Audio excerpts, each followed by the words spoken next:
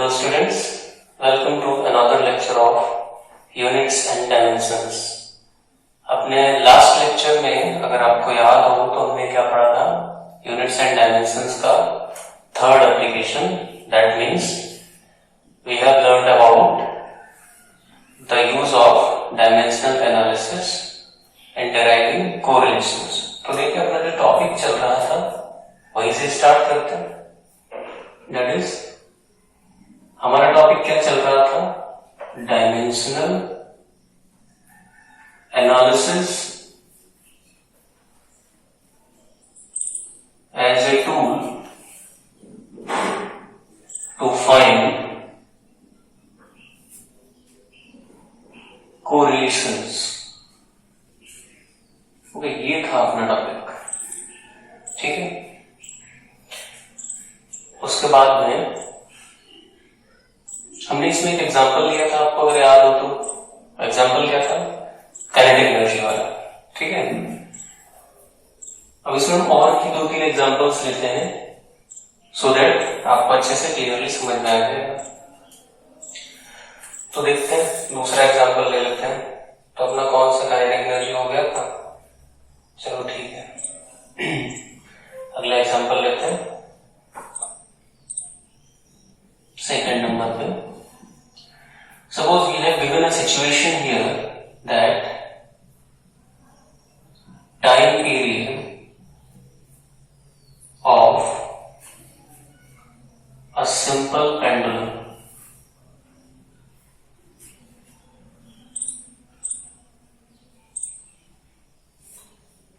depends on length of pendulum small l. Okay, mass of bob small m and acceleration due to gravity,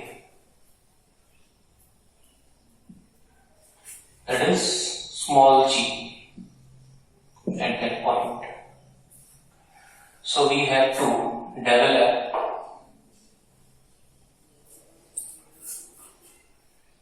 a relation of time period capital T with L, M and G.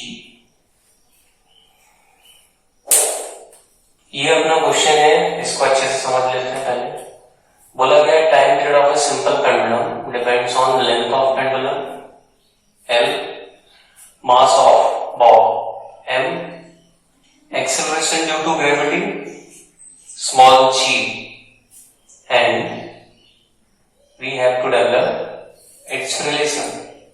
तो सबसे पहले तो question को और अच्छे से समझने के लिए आप जरा डायग्राम देखें, सिंपल पेंडुलम कैसे होगा, इसमें क्या क्या स्पेसिफिकेशंस हैं.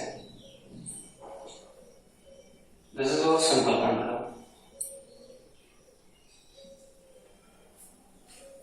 A point mass small m is here at the last point of this pendulum. This is known as bob. इसी को हम क्या बोलते हैं, bob. ठीक है. Now this length, this total length is L, is denoted by L, that is length of pendulum. And you know acceleration due to gravity is small g, that has at most of the places its value is taken as 9.8. ठीक है. इसका कैसे drive करते हैं. तो देखो, हमने आपको लास्ट लेक्चर में भी बताया था जब काइनेटिक एनर्जी का दिया था, जो भी हमारी मेन क्वांटिटी हम निकालने जा रहे हैं उसको हम लेफ्ट साइड में लिखेंगे. और हमें पता है कि टाइम पीरियड किस पे डिपेंड कर रहा है. यहां से देखो, length of pendulum L, mass of bob small m and acceleration due to gravity small g. Now we need to understand clearly कि टाइम, लेंथ, मास और एक्सेलरेशन ड्यू टू ग्रेविटी पे तो डिपेंड कर रहा है, दैट इज ओके, बट इनकी powers क्या होगी? जैसे हो सकता है एल स्क्वायर पे डिपेंड कर रहा हो, इट मे बी पॉसिबल कि this depends on G square और जी रूट। तो हम इसके लिए क्या करते हैं, इनकी पावर्स ले लेते हैं X, Y and Z. Now if you remember clearly, तो यहाँ पे एक्स वाई जेड की ही वैल्यू फाइंड करनी है हमें। कैसे करेंगे? By using dimension analysis. अच्छा इधर टी है तो इधर की एलएचएस में डायमेंशंस क्या होंगी? टाइम के लिए डी है, और आरएचएस में देख लेते हैं। आरएचएस में डायमेंशंस क्या होंगी? एल की पावर एक्स, ठीक है भाई, मास की power y, g. g is acceleration due to gravity, इसकी पावर z। अच्छा ये चीज आप क्लियरली समझ लो, मीटर पर सेकेंड स्क्वायर, ठीक है, solve it.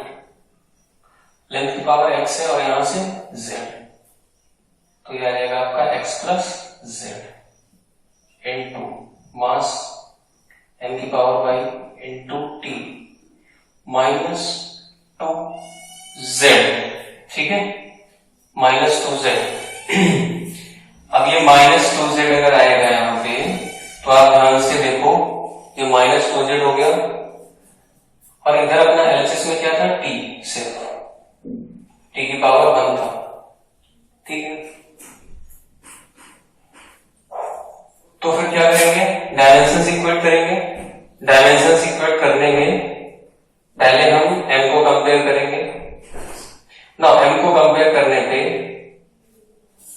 as you can clearly see that in the left hand side m has the exponent or you can say power 0, ठीक है, पावर 0 होगी।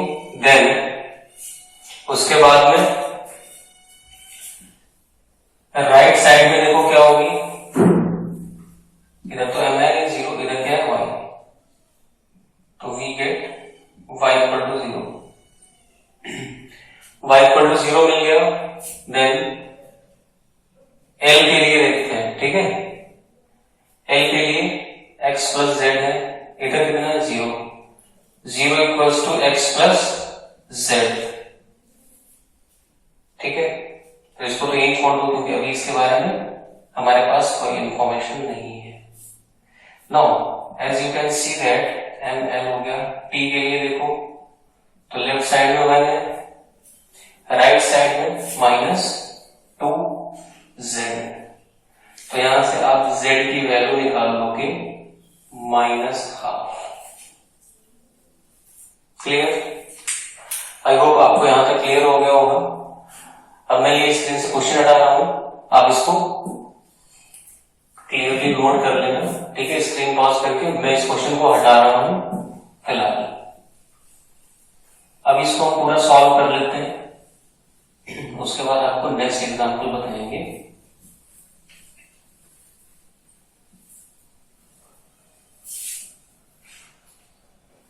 ठीक है, अब देखिए ये इक्वेशन आ गई यहां से। अब अगर आप यहाँ पे z की, यहाँ भी देख सकते हैं अभी फिलहाल, तो अगर यहाँ पे हम z की वैल्यू रखते हैं -12, तो x इक्वल्स टू क्या मिलेगा? +12, ठीक है। हमारे पास x, y, z तीनों आ गए और टाइम पीरियड ये है, that means time depends on k। This is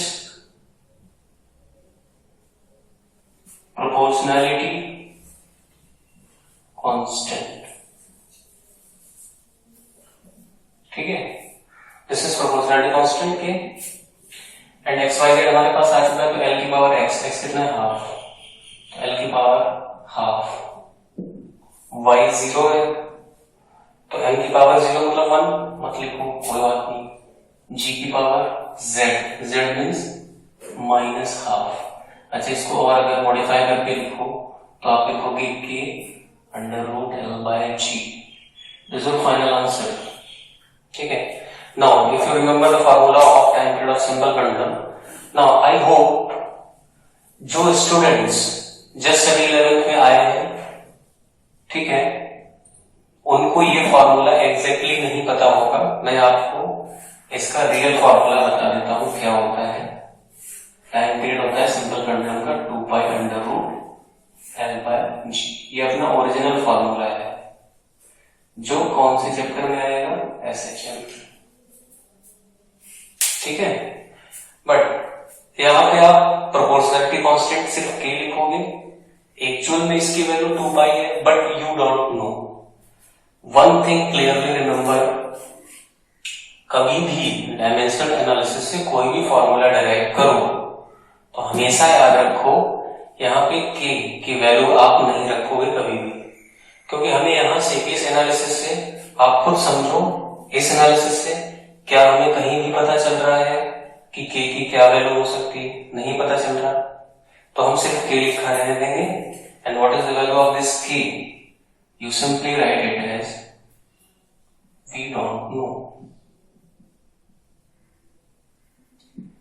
this is the drawback of dimensional analysis.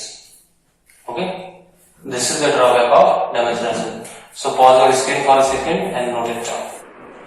तो ठीक है, हमने अभी 2 एग्जांपल्स देख ली। एक लास्ट लेक्चर में काइनेटिक एनर्जी का देखा था, ठीक है।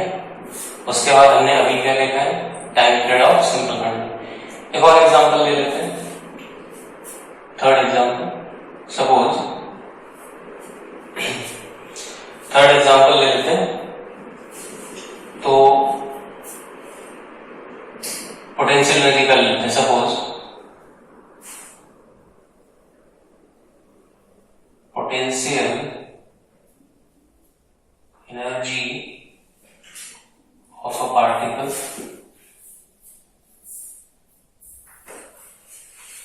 suppose this is denoted by U. Okay, so potential energy of a particle U depends on mass of particle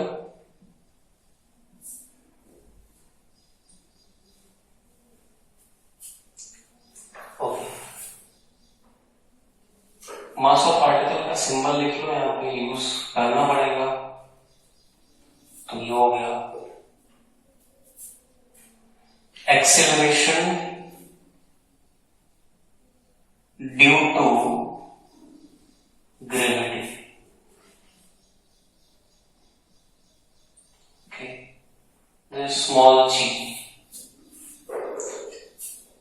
and its height above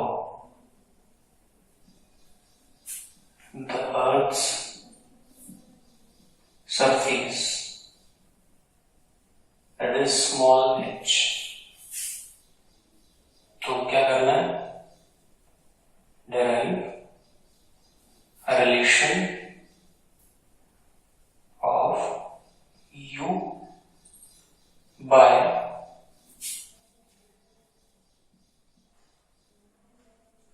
dimensional analysis, ठीक है। डायमेंशनल एनालिसिस से हमें रिलेशन डिराइव करना है, तो आइए देखते हैं सिंपल कैसे। वही अपना तरीका, हमसे क्या बोला गया है, potential energy depends on mass of particle, acceleration due to gravity and height above the earth surface, ठीक है। बट हमें पावर्स नहीं पता है, तो हम क्या मान लेंगे, x, y and z, ठीक है। x, y और z मान लो। डायमेंशनल एनालिसिस से लेफ्ट साइड में डायमेंशन लिखो, एनर्जी की डायमेंशन याद होगी आपको, ml स्क्वायर t माइनस 2। तो ये किसके इक्विवेलेंट होनी चाहिए, इधर ध्यान से देखो, पहला टर्म मास की x, ये lt माइनस 2 है। अच्छा, पता है अब आपकी प्रैक्टिस हो चुकी है ना थोड़ी सी, तो अब मैं थोड़ा सा डायरेक्ट लिख रहा हूं, आप इसको समझना, ठीक ठीक है। हाइट h ये लेंथ में काउंट होगी, इसकी पावर है। इसको जरा अच्छे से और देखो क्या लिखा हुआ है, मास की पावर x, देन लेंथ की power y plus z, l raise to power y plus z, then time क्या लिखा हुआ है 2y minus 2y.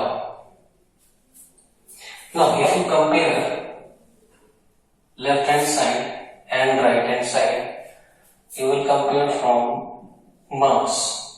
लेफ्ट में 1 है, राइट में सिर्फ x है, तो you will get x equals to 1. This is the first condition. L को कंपेयर करो. Now if you will compare L, y है इधर और लेफ्ट में क्या है 2 equals to y plus z.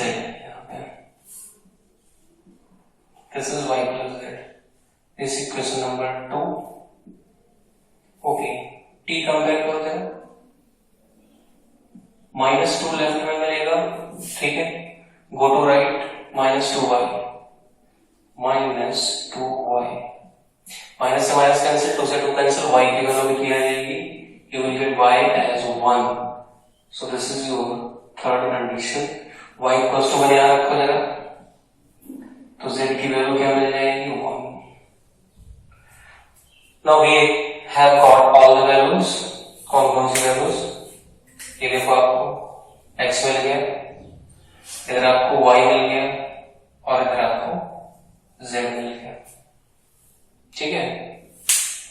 अभी आप क्या करो, मैं इस क्वेश्चन को हटा रहा हूं, इसका थोड़ा सा सॉल्यूशन बचा हुआ है वो ऊपर लिख देता हूं, तो आप इस क्वेश्चन को नोट कर लेना, स्क्रीन पॉज करके, ओके।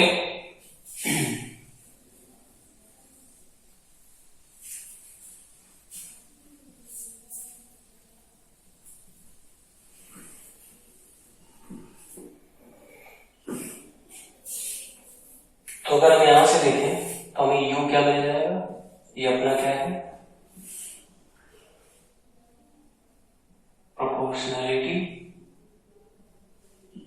कांस्टेंट, और mgh, क्योंकि x, y and z all are equals to 1 only, ठीक है। तो हमें ये फार्मूला मिल गया. What is the reality? We know that potential energy is mgh, implies that k equals to 1. But as far as dimensional analysis is concerned, you will write this value as we don't know.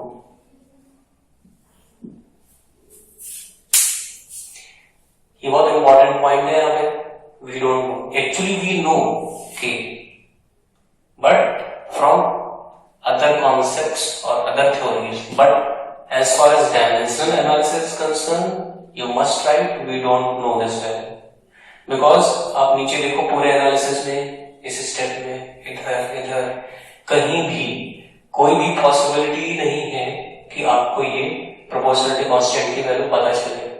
तो if we restrict our discussion to the dimensional analysis only, then we don't know the value of proportionality constant, and in other discussions we will discuss later that this value is 1.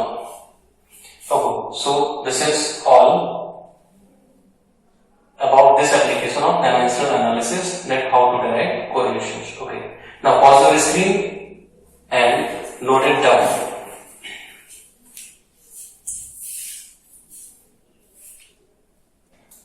So students, यहाँ पे हमने एक और question दिया है next example. यहाँ पे सारे कॉन्सेप्ट्स, काफी कॉन्सेप्ट्स आपके क्लियर होंगे. ये एक बड़ी सी प्रॉब्लम है, मिक्स्ड प्रॉब्लम बोल दिया मैंने इसको. इसमें देखते हैं कॉन्सेप्ट अपने डायमेंशनल एनालिसिस के ही है, तो समझते हैं क्वेश्चन में.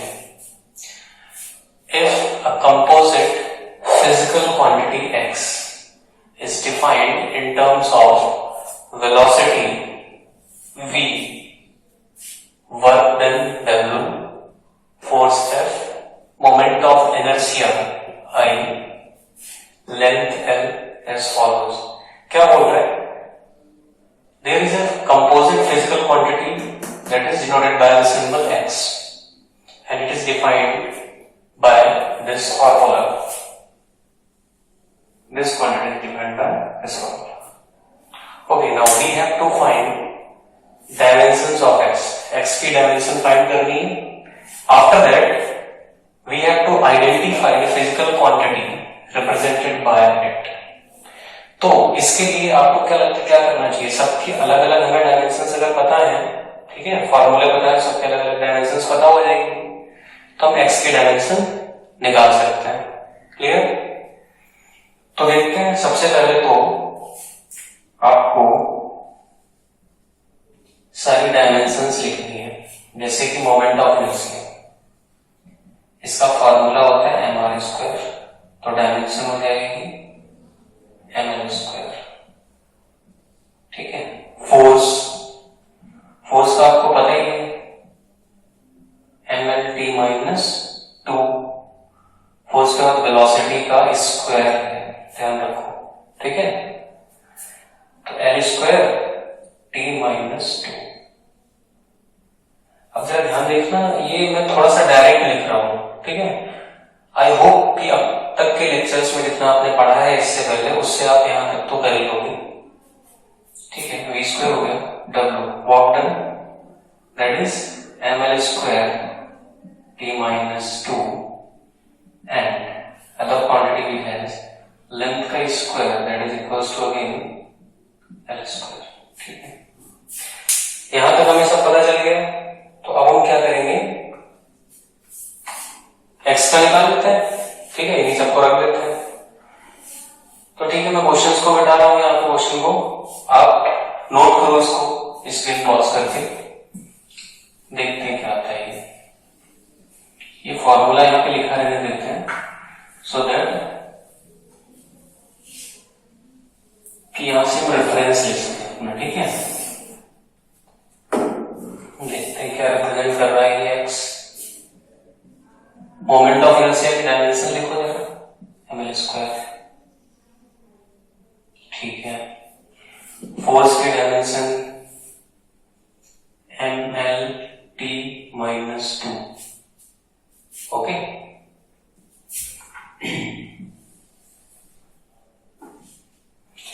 मोमेंट ऑफ इनर्शिया की ml², इसकी mlt-2. Okay. velocity square, that is L² t-2. Now divide by work done. Work done is ml² t-2 into L². यहां से देखो जरा हमें डायमेंशन क्या मिलेगी.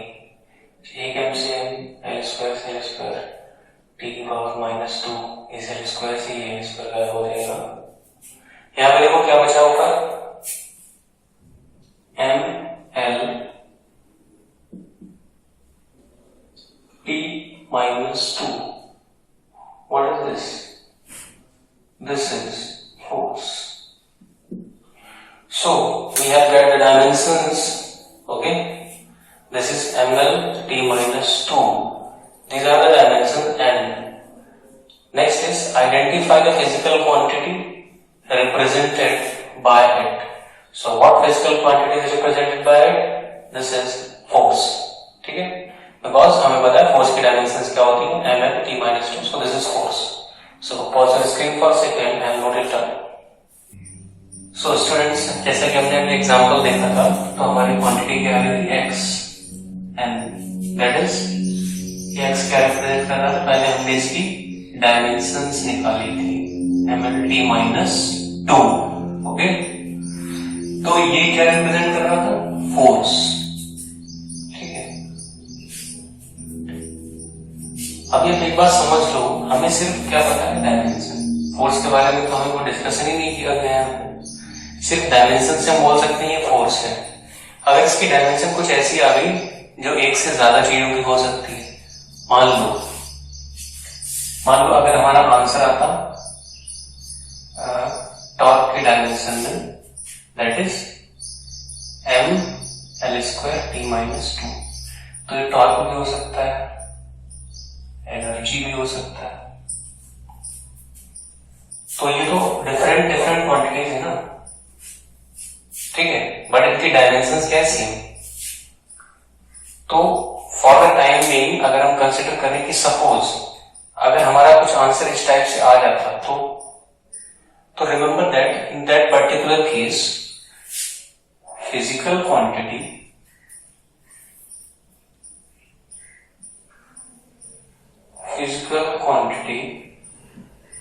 is